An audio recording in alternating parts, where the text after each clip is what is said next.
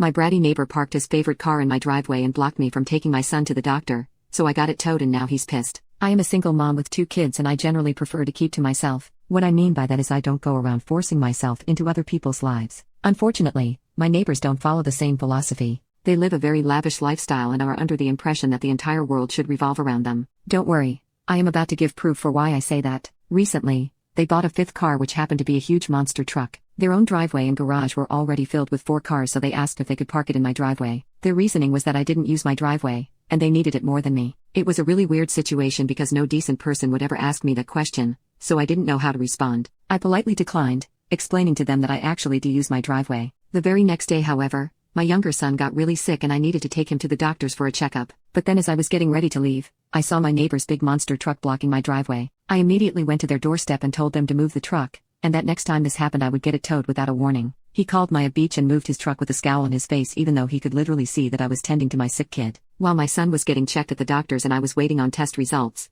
I shot off another email to my house owners association about what had just happened. The HOA said that they received my email, made a note of it, and advised my property was my own and I could give or deny access to it as I wish. Thankfully, all tests administered to my son came back negative and I was told it was a run-of-the-mill virus and he would be fine. The virus just had to run its course. I took him home and called it a day. Saturday evening, my oldest started complaining of a sore throat and I was starting to feel poorly myself. My youngest appeared to be getting better, so I figured that whatever he had, that we were getting, so we stayed in all day Saturday and Sunday. Sunday evening at about 5:30 my oldest son spiked a fever and while it came down a little, it didn't come down enough, so I loaded him in the car and off to a minor emergency we went. The only one I could find that was open on Sunday at this time was on the other side of town, so I had to drive 20 minutes just to get there and we ended up waiting for 3 hours to just get in the door and then another 45 minutes till we saw the doctor. After a few more hours and all of his tests come back negative, the doctor did state that she could hear some wheezing in his lungs and so she prescribed an inhaler for him to help him, but basically told me the same thing, that he is a run-of-the-mill virus and to let it run its course. I had to drive even further to the only 24-hour pharmacy available to pick up the inhaler and we did not get back to the house until almost midnight. Let me set the scene for you.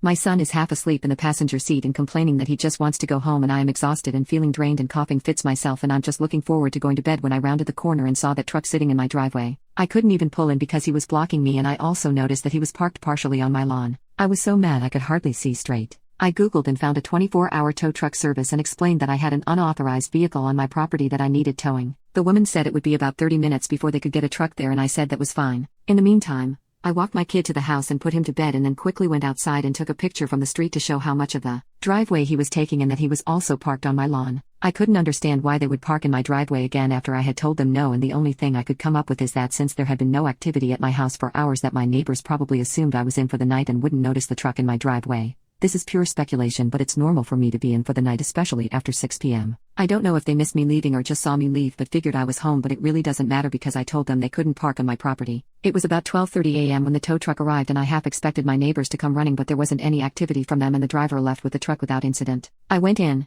shot off another email to my house owners association along with pictures and an explanation that I had towed the vehicle, and then went to bed. At 6 a.m. this morning I woke up to someone banging loudly and rapidly on my door. I didn't have to look. I knew who it was. I grabbed my phone, hit the video record button. Before I opened the door, I looked through the peephole and saw the dad and his son at my door. I opened the door and following the conversation, Dad, very angry and yelling, "Where is the truck?" Me, as calmly as I could state while coughing, "It was towed. You can call such and such company to make arrangements to get it back." Dad, "You didn't have the right to tow it. You're going to pay to get it back." Me, "I had every right to tow an unauthorized vehicle on my property. I told you not to park on my property and you did it anyway. It blocked me from getting in my driveway last night. I told you I was going to have it towed after the last time you parked without my permission, and I won't be paying anything to get it back." Dad, "You stole my truck, you F&B, and I'm calling the police. I'm going to sue you." Me, having enough of this. "Go ahead. In the meantime, I'm sick and I'm going back to bed." I closed the door and stood there for a moment. I looked out the peephole and they were still there. The dad started banging and was also ringing my doorbell nonstop.